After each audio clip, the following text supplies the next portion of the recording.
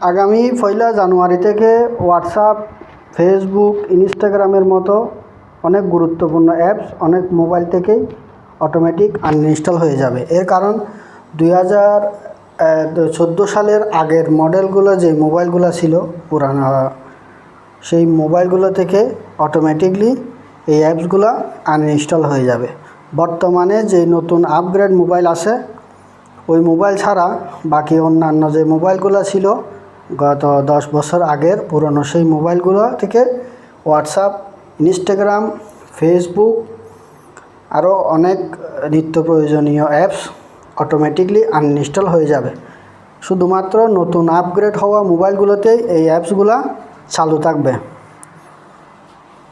মেটা কর্তৃপক্ষ থেকে জানানো হয়েছে যে আগামী 1 জানুয়ারি থেকে অনেক মোবাইল থেকেই এই গুরুত্বপূর্ণ অ্যাপসগুলো আনইনস্টল করে দেওয়া হবে। এগুলো আর ওই মোবাইলগুলোতে সচল থাকবে না।